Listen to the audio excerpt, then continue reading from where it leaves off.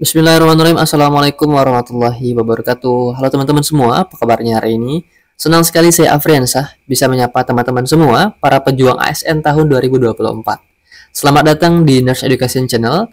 Buat kalian yang baru bergabung di channel ini, yuk bantu channel ini dengan cara tekan tombol subscribe-nya karena subscribe itu gratis. Dan jangan lupa untuk tekan tombol like, share, dan komen sebanyak-banyaknya agar saya semakin termotivasi untuk membuat konten-konten berikutnya. Oke teman-teman, seperti biasa hari ini kita akan latihan soal lagi untuk persiapan seleksi P3K perawat di tahun 2024, khususnya materi kompetensi teknis ya untuk D3 perawat dan juga profesional. Oke teman-teman, untuk mempersingkat waktu ada baiknya kita langsung saja ke contoh soalnya. Baik teman-teman, sebelum kita ke latihan soal, sedikit informasi buat teman-teman semua yang sedang mencari tempat belajar online, khususnya untuk tryout P3K tahun 2024 untuk tenaga perawat D3 dan juga nurse. Kami dari Nurse Education Channel sedang membuka tryout untuk latihan soal persiapan P3K tahun 2024. Teman-teman jika bergabung bersama kami akan mendapatkan 6 fasilitas. Yang pertama, teman-teman akan mendapatkan 5 kali tryout P3K perawat khususnya kompetensi teknis yang terdiri dari 90 soal setiap tryoutnya. Yang kedua, teman-teman akan mendapatkan bonus 3 kali kuis sebelum tryout terdiri dari 20 soal setiap kuisnya. Soal tryout dan juga kuis kami sesuaikan dengan kisi-kisi yang terbaru dan juga FR dari teman-teman yang telah mengikuti ujian P3K. Dan yang keempat, teman-teman akan mendapatkan file PDF soalnya, yaitu kuis dan juga tryout lengkap dengan pembahasannya. Dan yang kelima, terdapat grup Telegram, yaitu D3 dan juga nurse yang dipisah, serta aktif sampai dengan seleksi P3K selesai. Dan yang terakhir, teman-teman ini bebas akses kapan saja, ya, untuk paket tryout dan juga kuisnya. Harganya cukup murah teman-teman karena ada promo Merdeka, yaitu hanya Rp100.000. Teman-teman bisa mendapatkan ini semua melalui WA yang tertera pada brosur ini, yaitu di 0896 9637 7751. Total untuk tryout dan juga kuis, teman-teman mendapatkan 510 soal. Oke, sekarang juga daftar sebelum terlambat. Oke, sekarang kita lanjut ke pembahasan soal. Baik teman-teman, kita ke soal yang pertama. Seorang perempuan berusia 42 tahun dirawat di rumah sakit jiwa karena sering menyendiri di dalam kamar dan tidak mau berinteraksi dengan orang lain sejak diberhentikan dari pekerjaan 3 bulan yang lalu. Menurut keluarga, pasien 1 tahun yang lalu kehilangan suami akibat kecelakaan. Saat ini pasien tampak sering bicara dan tertawa sendiri, ekspresi wajah tegang, dan berjalan mondar-mandir. Riwayat ibu pernah menderita gangguan jiwa. Apakah faktor predisposisi pada kasus tersebut? A. Kehilangan orang yang dicintai. B. Kehilangan pekerjaan. C. Menolak berinteraksi. D. Peran keluarga atau E. Genetik. Baik teman-teman, di soal yang pertama di sini atau berkaitan dengan faktor risiko terjadinya gangguan jiwa. Nah, yang ditanyakan pada soal di sini adalah berkaitan dengan faktor predisposisi atau penyebab yang melatar belakangi gangguan jiwa pada pasien ini. Oke teman-teman, terdapat 2 faktor risiko terjadinya gangguan jiwa. Yang pertama adalah faktor predisposisi. Faktor predisposisi merupakan faktor yang melatar belakangi atau sebelum terjadinya gangguan jiwa, seperti halnya genetik dan juga faktor personalitinya. Nah, faktor genetik merupakan faktor yang terbesar penyebab gangguan jiwa. Nah, yang kedua adalah faktor presipitasi. Nah, faktor presipitasi merupakan faktor pencetus atau penyebab saat ini terjadinya gangguan jiwa, seperti adanya rangsangan yang sering datang dari lingkungan yang menyebabkan munculnya gangguan jiwa, seperti halnya faktor fisik dan juga faktor psikisnya. Nah, faktor fisik biasa gangguan fisik yang pernah dialami oleh individu, sedangkan faktor psikisnya merupakan faktor mental individu yang dialami secara terus-menerus, sehingga akhirnya kemampuan individu untuk mengatasi masalah tersebut tidak dapat lagi dipertahankan. Nah, itulah faktor predisposisi dan faktor presipitasi sebagai penyebab dari gangguan jiwa. Nah, balik pada soal dikatakan bahwa Di soal ini, ya pasien ini dirawat di rumah sakit jiwa dikarenakan sering menyendiri di dalam kamar dan tidak mau berinteraksi dengan orang lain sejak diberhentikan dari pekerjaan 3 bulan yang lalu. Nah, menurut keluarga, pasien 1 tahun yang lalu kehilangan suami akibat kecelakaan. Nah, saat ini pasien tampak sering bicara dan tertawa sendiri, berbicara berbicara sendiri, ekspresi wajah tegang dan sering berjalan mondar-mandir. Nah, didukung dengan data riwayat ibu pernah menderita gangguan jiwa. Artinya di sini ada faktor genetik. Nah, balik pada yang pernah saya bahas tadi, bahwa salah satu faktor predisposisi atau yang melatar belakangi proses terjadinya gangguan jiwa adalah genetik. Ya, oleh karena itu faktor predisposisi pada kasus ini adalah adanya faktor keturunan atau genetik. Sehingga jawaban yang tepat adalah yang A. Oke teman-teman, sekarang kita lanjut ke soal berikutnya. Oke teman-teman, kita ke soal nomor 2. Seorang laki-laki berusia 20 tahun dirawat di rumah sakit sejak 3 minggu yang lalu karena kecelakaan lalu lintas dan saat ini sudah menjalani pos amputasi pada ekstremitas tangan kanan. Saat ini pasien selalu mengejek dirinya sendiri, merasa malu, mudah marah dan tersinggung, menolak berinteraksi dengan orang lain dan tampak tidak terawat. Apakah masalah keperawatan yang tepat pada kasus tersebut? A. Waham, B. Isolasi sosial, C. Defisit perawatan diri, D. Gangguan citra tubuh, atau E. Harga diri rendah kronik. Oke teman-teman, di soal nomor 2 di sini adalah berkaitan dengan masalah keperawatan yang terjadi pada kasus ini. Nah, sekarang kita telah kasus yang terlebih dahulu. Jadi pasien ini mengalami pos amputasi pada ekstremitas tangan kanan setelah terjadinya kecelakaan lalu lintas. Nah, pada saat dikaji, pasien ini selalu mengatakan mengejek dirinya sendiri, merasa malu dan mudah marah, serta mudah untuk tersinggung, menolak berinteraksi dengan orang lain, dan tampak tidak terawat. Nah, teman-teman, berdasarkan data atau kasus yang telah kita kumpulkan tadi, maka kita bisa menyimpulkan bahwa masalah keperawatan yang terjadi pada pasien ini adalah gangguan konsep diri atau gangguan citra tubuh, gangguan gambaran diri. Nah, mengapa? Dikarenakan masalah gangguan citra tubuh merupakan perubahan persepsi tentang penampilan atau struktur tubuh yang diakibatkan karena kehilangan atau kerusakan anggota atau bagian tubuh pada diri seseorang, ya. Nah, ditandai dengan data yang pertama terjadinya pos amputasi, yang kedua adalah adanya perasaan negatif terhadap dirinya sendiri. Ya, di sini pasien mengejek dirinya sendiri, merasa malu dan mudah marah serta mudah tersinggung. Nah, di sini kan menunjukkan adanya data bahwa terjadinya persepsi yang buruk terhadap bagian tubuh yang mengalami gangguan, ya. Oleh karena itu, masalah keperawatan yang tepat pada pasien ini adalah yang D, yaitu gangguan citra tubuh. Oke teman-teman, sekarang kita lanjut ke soal berikutnya. Baik teman-teman, kita ke soal nomor 3. Seorang laki-laki berusia 42 tahun diantar ke UGD rumah sakit jiwa oleh keluarganya karena mengamuk dan mengancam akan melukai orang yang banyak. Pengkajian saat ini, pasien berteriak-teriak, bicara kasar, mata merah, tatapan tajam, tangan mengepal, perilaku tidak dapat dikontrol.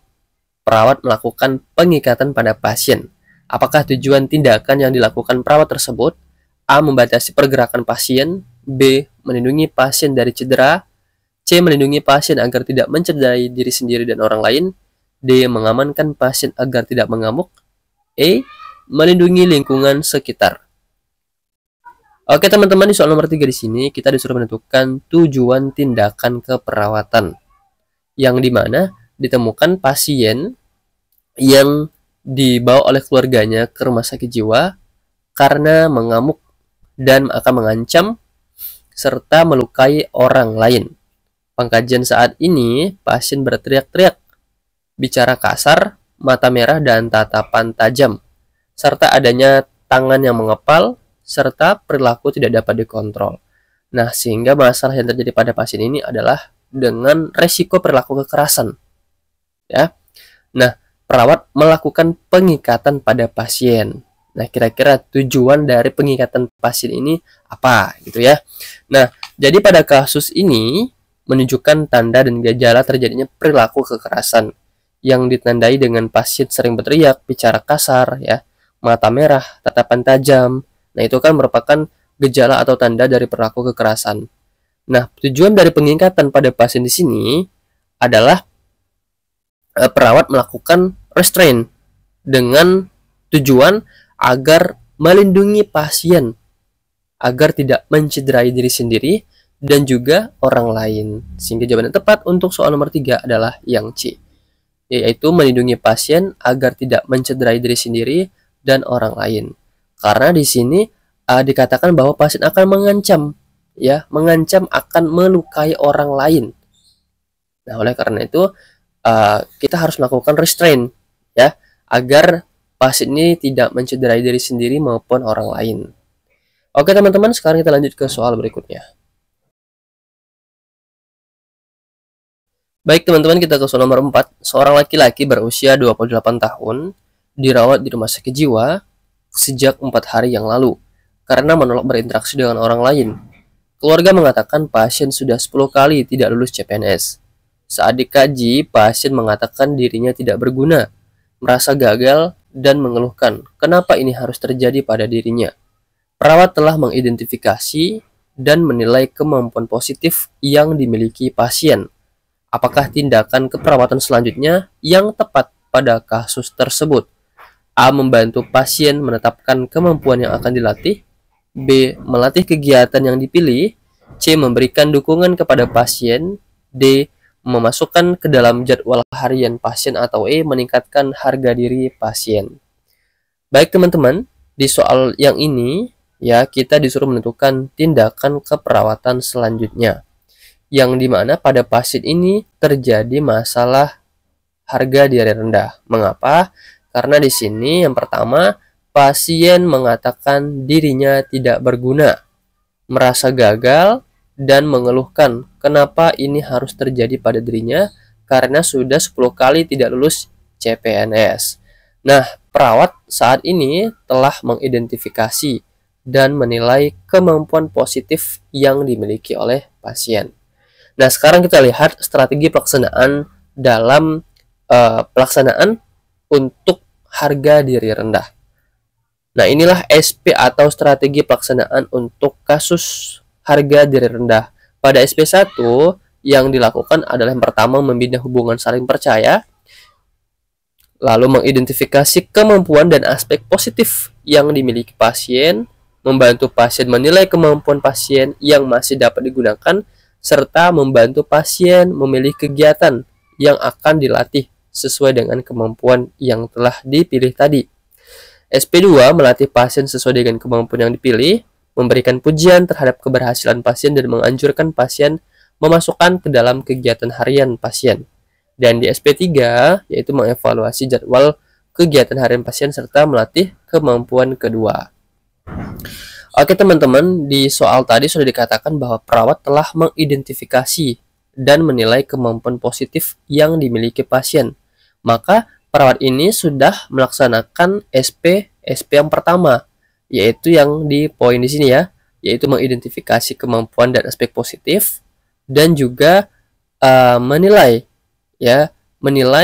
kemampuan positif yang dimiliki. Oleh karena itu, selanjutnya perawat akan melaksanakan yang mana? Yaitu membantu pasien memilih kegiatan yang akan dilatih. Maka jawaban yang tepat untuk soal nomor 4 adalah yang A, yaitu perawat selanjutnya akan melakukan membantu pasien menetapkan kemampuan yang akan dilatih. Sehingga jawaban yang tepat adalah yang A ya teman-teman. Nah, option B melatih kegiatan yang dipilih. Nah, ini sudah masuk ke SP2 ya di sini karena melatih pasien. Option C memberikan dukungan kepada pasien juga masuk ke SP2. Memasukkan ke dalam jadwal harian. Nah, ini masuk ke SP yang kedua juga ya. Meningkatkan harga diri pasien. Nah, ini merupakan tujuan dari dilakukannya strategi pelaksanaan ini. Oke teman-teman, sekarang kita lanjut ke soal berikutnya. Oke teman-teman, kita ke soal nomor 5. Hasil pengkajian terhadap remaja di sebuah SMP didapatkan data 37% dari 120 siswa kelas 1 dan kelas 2 mempunyai kebiasaan merokok. 15 orang sering membolos dan 10 orang tidak masuk karena sakit. Dan 7 orang berat badan menurun drastis. Selanjutnya perawat akan melakukan tindakan pemeriksaan fisik untuk memastikan deteksi dini terhadap masalah kesehatan pada seluruh siswa tersebut. Apakah nama level pencegahan yang dilakukan perawat di atas? A. Primer, B. Sekunder, C. Tersier, D. Promotif, atau E. Preventif. Sorry ya teman-teman, ini preventif ya. Oke teman-teman, di soal 5 ini adalah berkaitan dengan tingkatan atau level dari pencegahan dalam peningkatan kesehatan keperawatan komunitas. Jadi terdapat 3 level atau tingkatan ya. Yang pertama adalah pencegahan primer, yang kedua adalah sekunder dan tersier. Nah, pencegahan tingkat primer merupakan upaya peningkatan status kesehatan dan pencegahan yang spesifik. Nah, biasanya salah satu tindakan yang dilakukan adalah dengan cara promosi kesehatan. Nah, salah satu contoh dari pencegahan primer adalah proses imunisasi dan juga vaksinasi. Nah, yang kedua adalah tingkat sekunder, yang dimana sekunder di sini merupakan bertujuan untuk mendeteksi penyakit lebih awal dengan mengobati secara tepat, yaitu dengan cara penemuan kasus dan juga pengobatan secara dini, ya, untuk mengurangi faktor risiko yang akan terjadi, seperti halnya screening kesehatan, ya, pemeriksaan kesehatan secara berkala melalui proses posyandu atau posyandu lansia. Nah, yang ketiga adalah tingkatan tersier, yaitu salah satu pembatasan kecacatan ya atau proses rehabilitasi ya agar dapat secara optimal berfungsi sesuai dengan kemampuannya. Misalnya mengajarkan latihan fisik pada penderita patah tulang misalnya ya, atau pada pasien dengan stroke. Nah, itu proses rehabilitatif ya. Nah, itulah tingkatan dari pencegahan atau peningkatan kesehatan pada komunitas.